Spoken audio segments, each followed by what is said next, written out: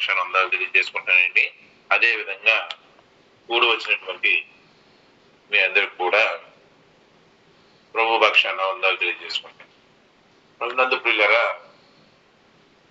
ఈరోజు మనం నేర్చుకోబోతున్నటువంటి అంశం పేరు ఏంటంటే మార్పు చెందినటువంటి మనిషి.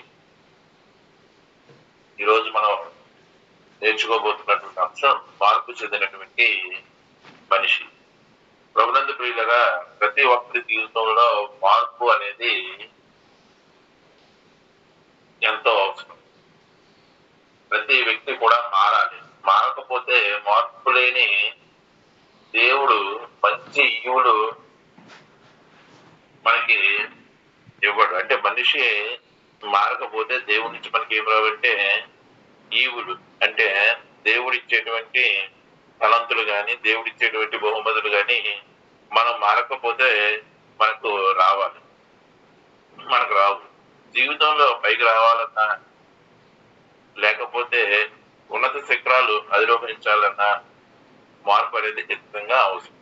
అలాగే ఆధ్యాత్మిక జీవితంలో కూడా పైకి రావాలన్నా సరే, మనం పైకి వెళ్ళాలన్నా, అంటే పరలోకం చేరుకోవాలన్నా సరే మార్పు అనేది చాలా అవసరమై ఉంది. అందుకే మన జీవితాల్లో మారక తప్పదు. అదే విధంగా ఒక భక్తుడు తన జీవితంలో మారినటువంటి విధానాన్ని ఈరోజు మనం గమనిస్తాం. ఆ భక్తుడు ఎవరో కదండి, యాకోబు. యాకోబు జీవితాన్ని మనం పరిశీలిస్తే ప్రభునందు ప్రియులారా, యాకోబు మొదటిగా ఎలా మారిందంటే యాకోబు యొక్క ప్రార్థన మారింది. యాకోబు యొక్క ప్రార్థన ఏ విధంగా మారిందంటే చూడండి, ఆదికాండం 32వ అధ్యాయం 26వ వచనం. ఆదికాండం 32వ అధ్యాయం 26వ వచనం. తెల్లవారుచున్నది కనుక నన్ను పోనిమ్మనగా అతడు, నీవు నన్ను ఆశీర్వదిస్తేనే గాని నిన్ను పోనీయను అనెను. అంటే యాకోబు మొదటగా భౌతిక సంబంధమైనటువంటి వాటి గురించి తన ప్రార్థన జీవితం ఉండేది. అంటే తండ్రి నుంచి ఏదో ఒక ఆశీర్వాదం పొందుకోవాలి అని తన జీవితాన్ని మొదలుపెట్టినటువంటి యాకోబు ఇక్కడ మార్పు చెందాడు. అంటే అతని యొక్క ప్రార్థన అనేది మారినట్టు మనం చూస్తున్నాం. అంటే భూల సంబంధమైనటువంటి ఆశీర్వాదానికి బదులుగా తనకు ప్రత్యక్షమైనటువంటి దూత దగ్గర ఏమంటున్నాడంటే పరలోక సంబంధమైనటువంటి ఆశీర్వాదాన్ని కోరుకుంటూ ఆ దూతని, నువ్వు నన్ను ఆశీర్వదిస్తేనే కానీ నేను నిన్ను విడిచిపెట్టను అంటున్నాడు. ఇదే విధంగా మన జీవితంలో కూడా ప్రార్థనలో ఏం అడగాలి అంటే భౌతికపరమైనటువంటి విషయాలు మాత్రమే కాకుండా ఆత్మీయంగా మనకు పనికి వచ్చేటువంటి విషయాలు, అనగా ఆత్మ సంబంధమైనటువంటి ఆశీర్వాదాలని దేవుడు దగ్గర మనం అడగవలసినట్టు వారితో ఆరంభిస్తున్నాం. అప్పుడు మన ప్రార్థన అనేది దేవుడికి ఇష్టంగా ఉంటుంది. రెండోది ఆలోచిస్తే ప్రభునందు ప్రియులారా, యాకోబు యొక్క పేరు మారింది. ఇదే ఆదికాండం 32వ అధ్యాయం 27వ వచనాన్ని మనం గమనిస్తే, ఆయన నీ పేరేమని అడుగుతా అతడు యాకోబు అని చెప్పాను. అప్పుడు ఆయన, నీవు దేవునితోనూ మనుషులతోనూ పోరాడి గెలుస్తుంది కనుక ఇక మీదట నీ పేరు ఇశ్రాయేలు అగును అని, ఇశ్రాయేలే గాని యాకోబు అనబడదని చెప్పాను. అంటే మొదటగా గమనిస్తే యాకోబు యొక్క ప్రార్థన మారింది. రెండవదిగా యాకోబు యొక్క పేరు మారిందన్నమాట. అంటే తనకు దర్శనంలో కనపడినటువంటి ఆ దూత, తను దర్శించినటువంటి యాకోబు దర్శించినటువంటి ఆ దూత యాకోబుని పేరు అయితే ఏమిటంటే యాకోబు అని చెప్పాడు. యాకోబు అని పేరుకి అర్థం ఏంటంటే మోసగాడు. కానీ ఆ యాకోబు యొక్క పేరుని ఆ దూత ఏ విధంగా మార్చాడంటే ఇశ్రాయేలుగా మార్చాడు. అంటే యాకోబు జీవితంలో తన పేరు కూడా మారింది. ఇప్పుడు కూడా బాప్తిసం పొందిన తర్వాత చాలా మంది పేరు మార్చుకోవడం చూస్తారు. చూడండి, మీరు ఆలోచించండి, పేరు మారడంలో పెద్ద విషయం ఏమీ లేదు, కానీ మన నడవడిక మారడం అనేది దేవుని దృష్టిలో ప్రాముఖ్యమైనది. ఇప్పుడు యోబు అని పేరు పెట్టుకొని వాడు జేబులు కొట్టేవాడిగా తయారయ్యడంతో ఆ యోబు అనే పేరుకి అర్థమే లేదు. ప్రభునందు ప్రియులరా, అదే విధంగా ఇక్కడ యాకోబు పేరు ఎలా మారిందంటే ఇశ్రాయేలుగా మారింది. ఇంకా మూడో విషయాన్ని గమనిస్తే యాకోబు యొక్క నడక మారింది. నడక అంటే ఇక్కడ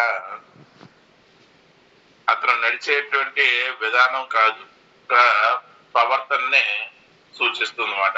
యాకోబు యొక్క ప్రవర్తన ఏ విధంగా మారిందంటే ఆదికాండం 32:31 అతడు పెనీయేలు నుండి సాగిపోయినప్పుడు సూర్యోదయమైన అప్పుడు అతడు తొడకుంటుచు నడిచెను. అందుచేత ఆయన యాకోబు తొడగూటి మీద కుంటి నరము పుట్టినందున నేటి వరకు ఇశ్రాయేలు తొడగూటి మీదనున్న కుంటి నరము తినరు. ఇక్కడ భౌతికంగా మనం ఆలోచిస్తే యాకోబు యొక్క తొడగూడు తడిలిపోయింది కాబట్టి అతడు నడిచే విధానం అనేది మారిపోయింది. కానీ ఆధ్యాత్మిక పరంగా కూడా ఇక్కడ మనం తీసుకుంటే యాకోబు ఆ దైవ దర్శనం అయిన దగ్గర నుంచి తన ముందు నడవడికి ఇప్పుడు ఈ నడవడికి చాలా తేడా వచ్చింది. ముందు ఈ లోకానుసారమైనటువంటి ఆశ్రయకు పరిగెత్తేవాడు, కానీ ఇప్పుడు దేవుని గురించి పరిగెత్తేవాడిగా యాకోబు మారాడు. ప్రభునందు ప్రియులరా, మరొక విషయం ఆలోచిస్తే యాకోబు యొక్క మనసు మారింది. ఆదికాండం 33:33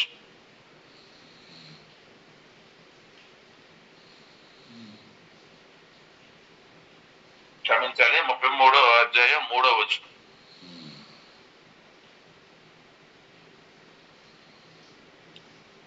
తాను వారి ముందర వెలుచు తన 7 మార్లు నేలను సాగిల పడెను. తన సహోదరుడు ఏసావు తనకు ఎదురు వస్తాడని తెలుసుకున్నటువంటి ఈ యాకోబు తను తాను ఎలా తగ్గించుకుని తన సహోదరుడు అయినటువంటి ఏసావు ముందు 7 మార్లు నేలను వంగి సహోదరుడికి నమస్కారం చేసినట్టు మనం చూడవచ్చు. ఎందుకంటే దీవులను దొంగిలించి సహోదరుని చావు దెబ్బ కుట్టినవాడు ఎవరంటే ఈ యాకోబు. ఇప్పుడు సాగిలు పడుతున్నాం మనం చూడవచ్చు. అంటే దీనికి కారణం అతడు భౌతికమైనటువంటి మనస్సు నుండి దైవికమైనటువంటి మనస్సుగా అతని యొక్క మనస్సు మారినట్టు మనం ఇక్కడ చూడవచ్చు అన్నమాట. అంటే యాకోబులో ఏం మారిందంటే మనసు మారింది. నెక్స్ట్ యాకోబు మాట అనేది మారింది.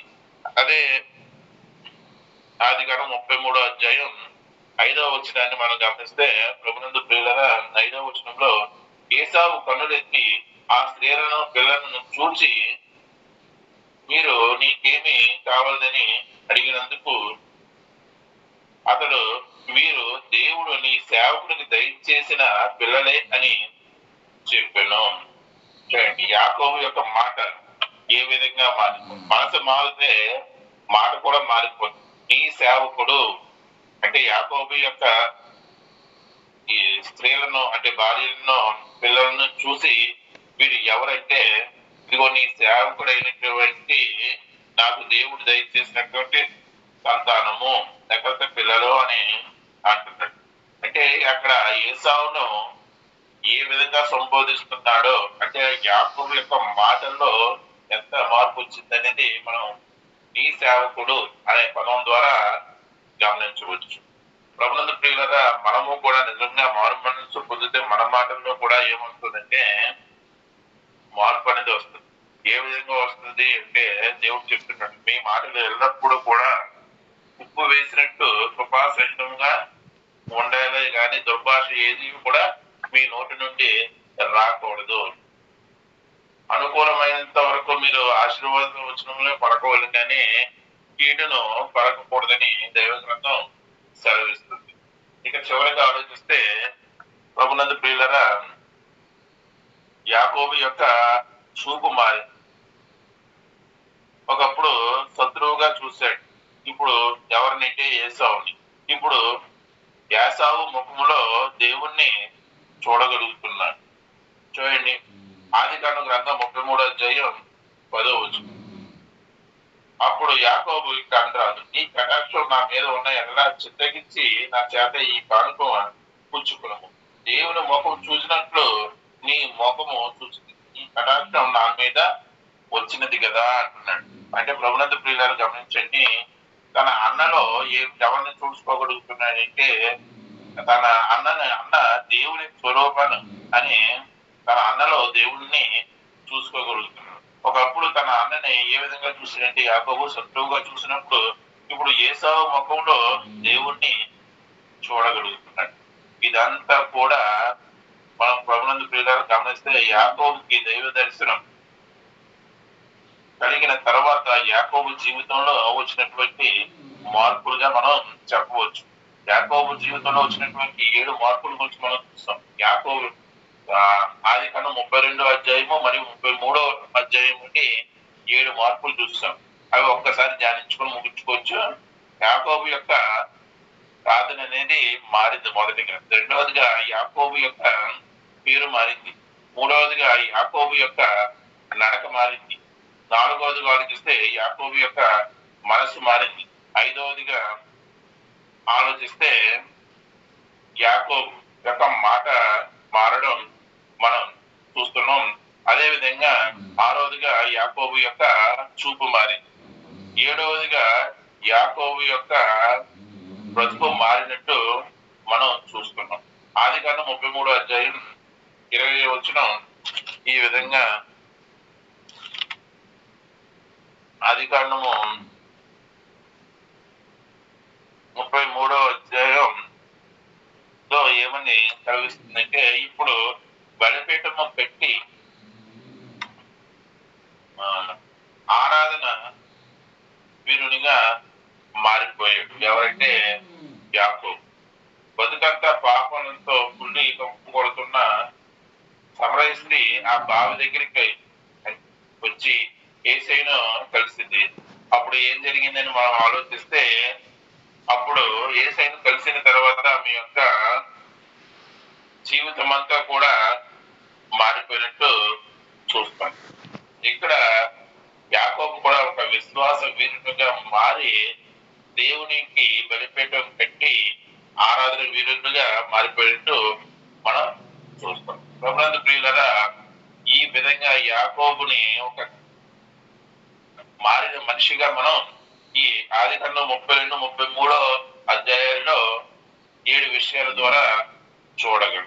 దేవుడు ఈ చిన్న వాక్యాన్ని తన వెనుకలో దీవించుకుంటాడు. ప్రార్థన చేసుకున్నాం. మమ్మల్ని మిక్కిలిగా ప్రేమించి మా ప్రియ పరలోకపు తండ్రి, నీ ఘనమైన నామవందనములు స్తోత్రములు చెల్లించుకుంటున్నాను దేవా తండ్రి నాయన. ఇదే రీతిగా తండ్రి నాయన యాకోబు జీవితం ఏ విధంగా మారిందో తండ్రి నాయన ధ్యానం చేయగలట్టుకు నువ్వు ఇచ్చినటువంటి అవకాశానికి వందనములు స్తోత్రములు దేవా తండ్రి నాయన. మా జీవితాలు కూడా తండ్రి నాయన అట్టి రీతిగా మార్చుకున్నట్టుకు తండ్రి నాయన తండ్రి మా ప్రార్థన మారులాగున తండ్రి, అదే విధంగా తండ్రి నాయన మా యొక్క నడవడిక మారులాగున, మా మనసు మారులాగున, మా మాట మారులాగున, మా చూపు మారులాగున, మా బ్రతుకు మారులాగున తండ్రి నాయన సహాయం దయచేయమని, నీ వాక్యాన్ని ఆధారం చేసుకుని మేము మారు మనసు పొందులాగున సహాయం దయచేయమని తండ్రి. ఫోన్ కాల్ ద్వారా వింటున్నటువంటి అందరినీ కూడా దీవించి ఆశీర్వదించి తండ్రి నాయన ఈ కార్యక్రమం నిరంతరంగా కొనసాగుటకు సహాయం దయచేయమని నజరేటువంటి యేసు నామమున అడుగుతున్నాం తండ్రి. ఆమేన్.